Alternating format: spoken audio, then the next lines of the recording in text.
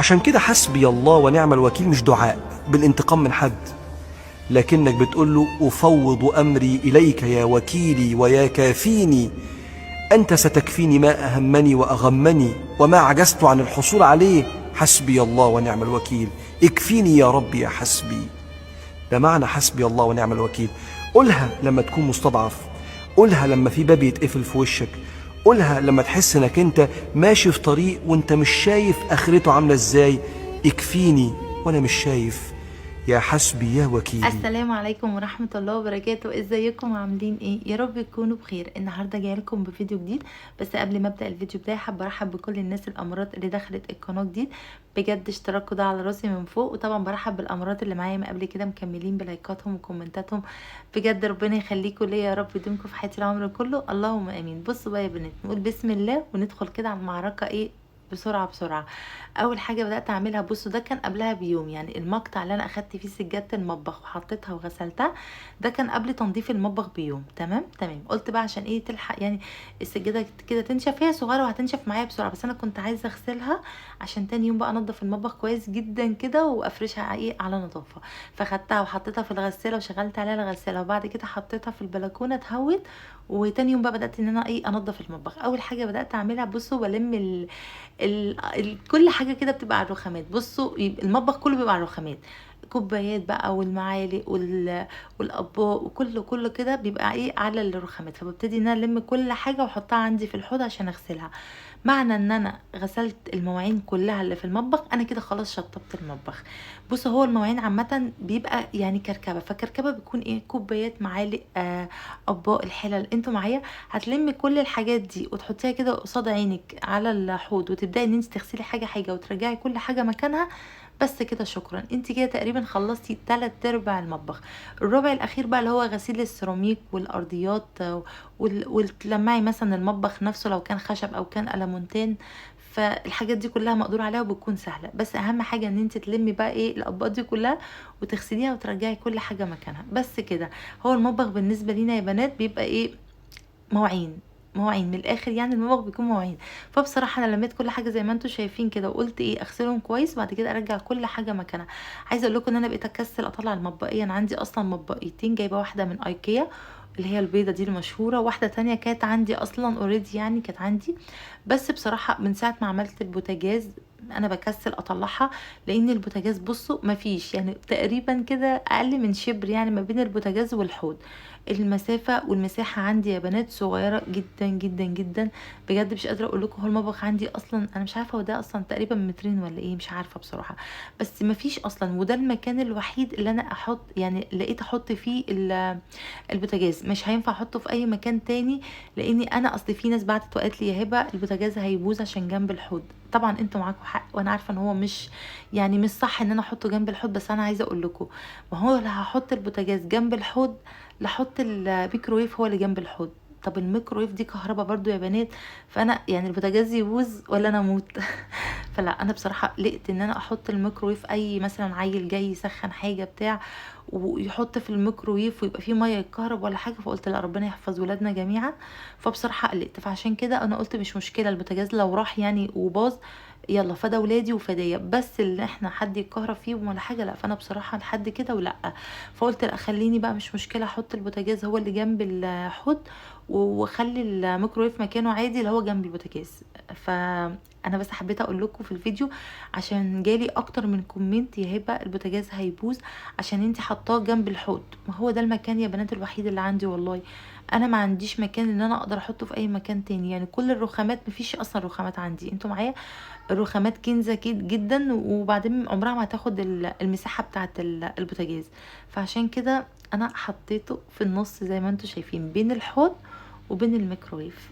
يا رب بس تكون وصلت، عشان بجد فعلا الكومنت ده بيجيلي كتير جدا. بصوا بقى، دخلت اول حاجه كده على المواعين زي ما قلت لكم. اول حاجه ببدا اعمل انا الم كل الرخامات وابدا اغسلها كويس جدا وارجع كل حاجه مكانها. انا عملت كده يبقى انا كده خلاص بجد بالنسبه لي. هبدا ان انا ايه الم بقى باقي المطبخ وخلاص. فبدات كده جبت الاطباق. بصوا يا بنات بجد عايزين نتفق اتفاق، المطبخ ده اساسه لازم بيكون فيه نظافه، بمعنى ان ما ينفعش الاسبونشه اللي معايا تقعد اكتر معايا من اسبوع، لا.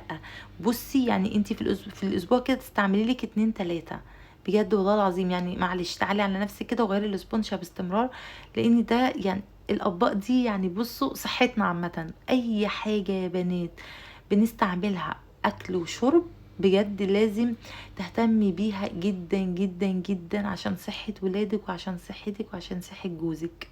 تمام، متفقين؟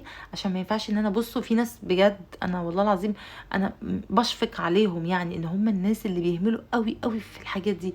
والله العظيم انتوا بتهملوا في صحتكم وفي صحة ولادكم. فلا بجد يعني كده عايزه ان انت تهتمي قوي قوي بالحاجات دي. حاجات بسيطه جدا بس احنا بنهمل فيها. يعني الاسبونشا ممكن حد يستعملها اسبوعين 3 يفضل شغال بيها بقى، غسيل مواعين، اطباق، مطبخ، حوض، لا لا بجد والله العظيم غيرها باستمرار. يعني فاهمه؟ هاتي كده كل ما تروحي السوق هاتيلك كده. بصوا انا الاسبونشات اللي بجيبها دي على فكره مش غاليه، يعني انا بلاقي كده بيبقوا ماشيين بيها يعني في السوق وفي اي مكان. بتكون تقريبا الثلاثه مع بعض عاملين 5 جنيه او الاربعه، اعتقد الثلاثه. فيعني سعرهم اي كلام، سعرهم عبيط يعني بالنسبه لصحه ولادنا ولا اي حاجه خالص.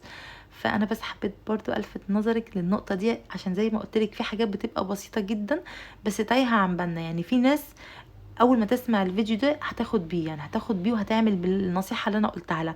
وفي ناس تانية الله اعلم بقى تاخدها بمعنى مش كويس، مثلا لا احنا بنضاف، احنا لا، انا بقول لكم تنضفوا زي الفل وزي القمر، ويمكن تكونوا كمان انضف مني والله العظيم. بس انا بقول لك نصيحه مش اكتر والله. بس فياريت بصوا عايزين نتفق اتفاق كده هنا في القناه. اي حاجه انا بنصحكم بيها او اي حاجه بقولها لكم مفيش داعي يبقى في بينا حساسيه وتزعلوا مني، لا. ما هو انا واجبي ان انا اوجهك، واجبي ان انا اقول لك الصح من الغلط، واجبي ان انا اقول لك ايه اللي انت بتعمليه وايه اللي ما تعملهوش. زي ما انت كده بتيجي بكومنت كده قمر وبتقولي لي يا هبه انت عملتي كذا غلط، يا هبه اعدلي حطي ده مكان ده، يا هبه شيلي الفازه دي شكلها مش لطيف خالص وهي محطوطه كده ممكن تبدليها، يا هبه هاتي الكرسي ده مكان البوف ده. بتقبل طول ما طول ما انتوا بتنصحوني باحترام وبطريقه طبعا انتوا عارفين طريقه قمر كده زيكم، بتقولوا لي كلام حلو، بتقولوا لي اي حاجه عايزينها مني يعني باسلوب بجد بجد على راسي من فوق. غير طبعا الناس اللي انتوا بقى عارفينهم اللي احنا اتكلمنا عليهم في الفيديو بتاع اول امبارح، فدول بقى ناس ربنا يكفينا شرهم. بس عايزه اقول لكم كمان والله يا بنات ان انتوا وحشتوني. انا ما نزلتش فيديو امبارح على فكره، بالرغم ان انا عايزه اقول لكم ان الفيديو ده كان متصور، بس ما كنتش عايزه منتج، ما كنتش عايزه اصور، ما كنتش عايزه ابقى موجوده اصلا. مش عارفه ليه، زي ما يكون كده عندي كسل. الموضوع ده بيجيلي برضو من الوقت للتاني، ان انا ببقى كسلانه اصور، كسلانه امنتج، كسلانه حتى ممكن افتح فيديو. دي فعلا الحقيقه والله يا بنات. عاوزه منك بقى الفتره دي بجد تشجعيني بلايكات كتير وكومنتات كتير وكلام قمر من اللي انتوا بتقوله لي دايما. عايزه اقول لكم بجد يا بنات والله العظيم اني بجد مبسوطه بيكم جدا جدا وبالكومنتات القمر اللي انتوا بتقولوها لي. عايزه اقول لكم ان بجد الحاجات دي هي فعلا اللي بتشجعني وبتخليني اكمل واكمل. وبجد يا بنات اليوم اللي فعلا بحس ان انا ما بصورش فيه بحس ان الدنيا عندي بتبوظ تماما تماما، بحس كده ان الشقه كلها بتتشقلب كده وبتتلخبط على بعضيها. فبجد انا اللي عايزه اشكركم والله العظيم على انكم بتشجعوني ومخليني اهتم بكل حاجه وكل التفاصيل عندي في البيت. انا فعلا فعلا بهتم بيها عشانكم انتوا، بحبكم جدا جدا وعايزه اعمل لكم الاجدد والاجدد، وعايزه كده دايما ابقى موجوده. عايزه بصوا انا عايزه اخترع كده بجد والله العظيم يا بنات. بتشجع بيكم جدا جدا وعايزه كده اعمل كل حاجه حلوه عشان تعجبكم وعشان انتوا كمان تعملوا زي كده ونبقى كلنا كده امراض في بيوتنا. بحبكم وربنا يخليكم ليا يا رب، وبجد متشكره جدا جدا على الكلام القمر اللي انتوا بتبعتوا وتقولوه لي والكومنتات القمر والناس اللي بتدخل لي. وبجد برضو متشكره على ان انتوا قلتوا لي يا هبه ما تحطيش اي كومنت سلبي وكملي واحنا معاكي. انا عارفه يا بنات ان انتوا ورايا وفي ظهري وهتفضلوا معايا لحد كده ان شاء الله ما نوصل ل100,000 سبسكرايب. ده حلمي بجد والله العظيم حلمي، وان شاء الله ان شاء الله ربنا يحققه لي. لاني بصوا دايما بقول لكم حاجه واحده بس، مفيش بني ادم بيتعب وربنا ما بيديهوش على قد تعبه وعلى قد مجهوده. وانا فعلا فعلا بتعب في القناه كتير، انا تقريبا داخله في 2 سنين فاتحاها تعبت عليها كتير، يعني شفت فيها كتير، صرفت برضو عليها كتير، مش هنكر حاجة زي كده. ايام ما كنت هبلة، ايام ما كنت هبلة وكنت بروح احط عند القنوات الكبيرة. طبعا ده مش ذنبي يعني القنوات الكبيرة ولا حاجة، لا خالص، بس هو اليوتيوب ليه سياسة كده خاصة. انا حكيتها لكم قبل كده فمش هحكيها لكم تاني طبعا. بس انا كنت هبلة ساعتها، كنت برمي كل فلوسي ان انا اروح احط عندي قنوات كبيرة بقى على المنتدى اعلان. الناس كانت امارات وبتدخل، واكيد في برضو منكم ناس دخلوا لي عن طريق يعني قنوات انا كنت حاطة عندها.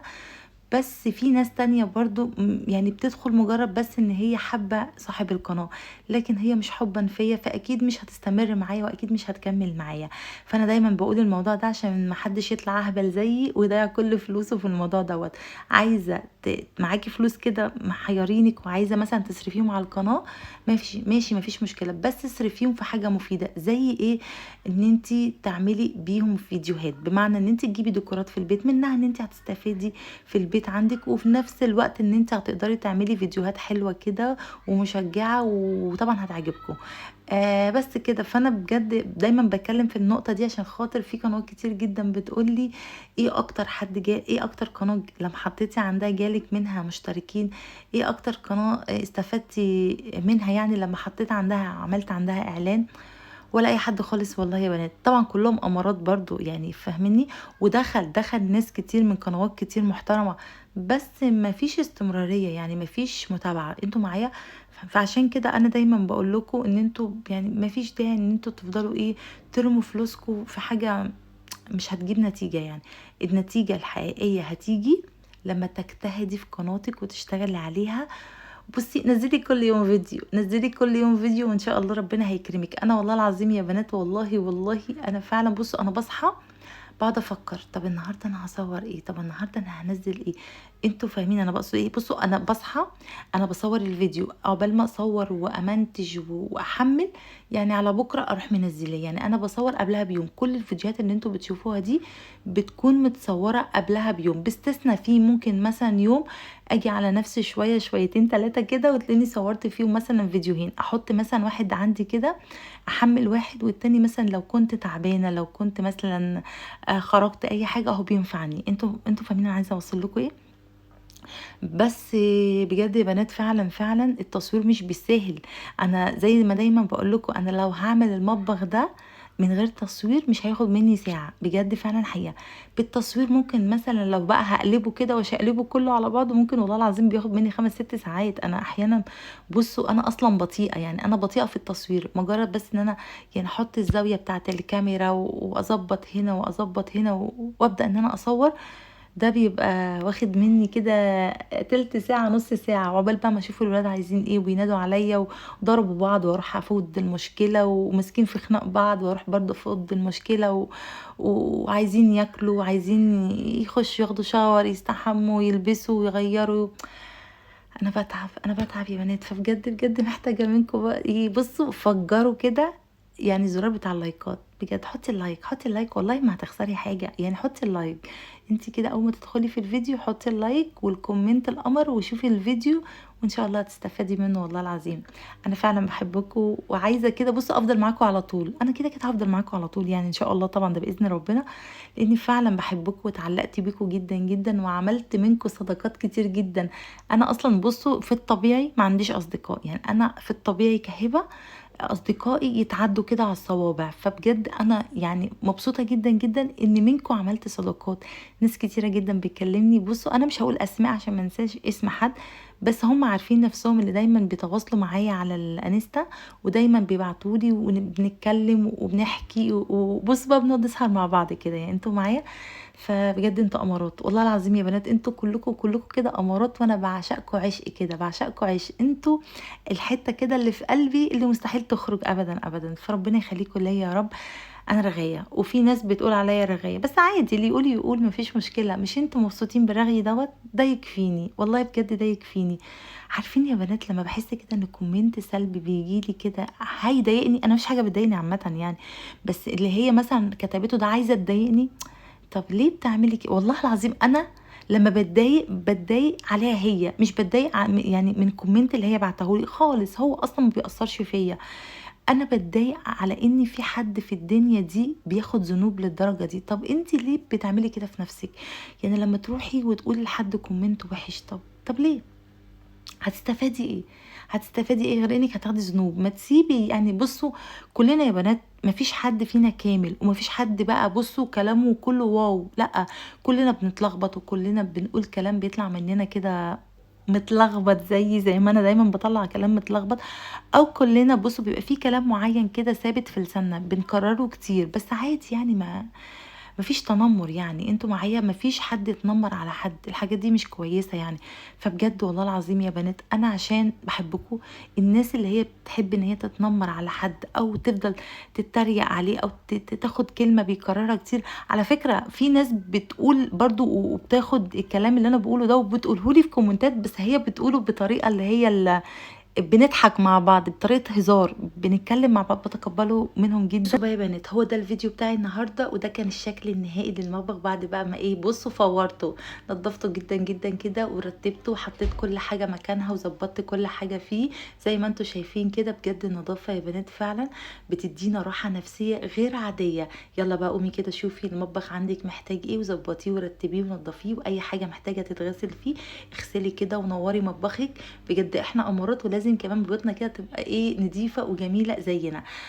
بصوا بحط لي لايك عشان بجد الفتره دي انا فعلا محتاجه جدا جدا تشجيعات كتيره منكم. بحبكم جدا جدا وربنا يخليكم ليا يا رب ويديمكم في حياتي العمر كله. انتوا امارات، انتوا كده واخدين قلبي ومتربعين فيه. بصوا بقى هسيبكم مع المقطع الجاي دوت، والسلام عليكم ورحمه الله. هنا كده كنت جايبه القصص الاونلاين ديت، فعايزه اوريها لكم. دي قصص جايباها اونلاين من جروب. بصوا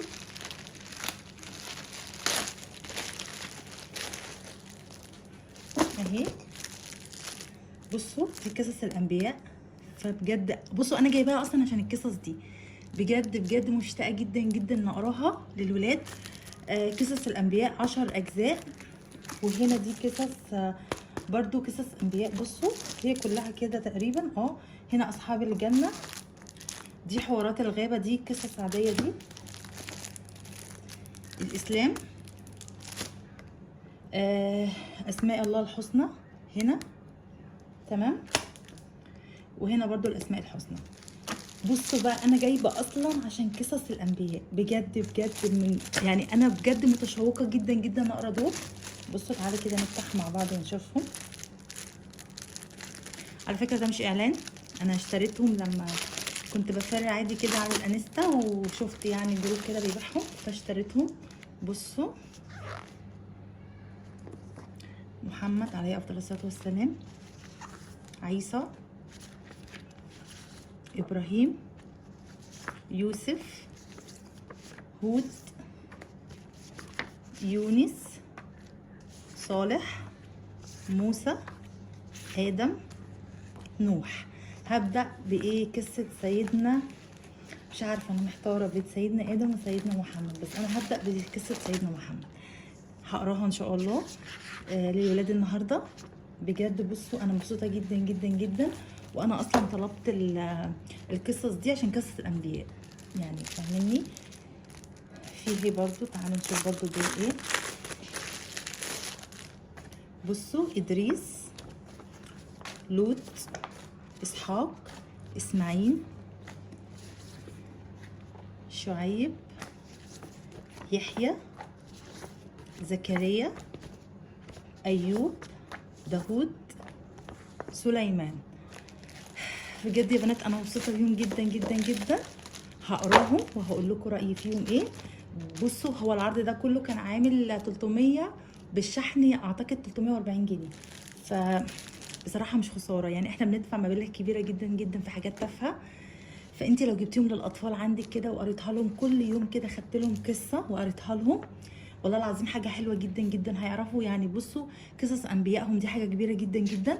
هيبتدوا ان هم يكبروا يقروها كمان لاولادهم، وهيبقوا خلاص حفظوها طبعا وهيحكوها لاولادهم لما يكبروا. فما تستخسريش يعني المبلغ ده في حاجه قيمه زي دي. شوفي بقى، بصي لو حابين احط لكم اللينك اللي انا اشتريت منه، انا ما عنديش اي مشكله خالص، بس قولوا لي وانا احطه لكم ان شاء الله الفيديو اللي بعده. ولو انتوا كده بتفروا اكيد في الانستجرام، في اي موقع انت يعني بتتفرجي عليه، اكيد هتشوفي يعني كده ناس بتبيع الحاجات ديت، جروبات. فلو لقيتيها قدامك ما تتردديش ان انت تشتريها خالص. انا بصراحه حبيتهم قوي قوي قوي. بس هبدا بقصه الانبياء زي ما قلت لكم، هبدا بقصه سيدنا محمد عليه افضل الصلاه والسلام، وبعد كده قصه سيدنا ادم. هقراهم هقول لكم رايي فيهم برضو. فبجد انا مبسوطه جدا، ويا رب كده الفيديو النهارده يكون فادك كده واستفدتي منه. بحبكم جدا جدا، وعايزه بقى لايكات كتير جدا على الفيديو دوت. وطبعا عايزه بقى كل الناس اللي تشوف الفيديو ده تصلي على سيدنا محمد عليه افضل الصلاه والسلام. بحبكم جدا جدا، والسلام عليكم ورحمه الله وبركاته.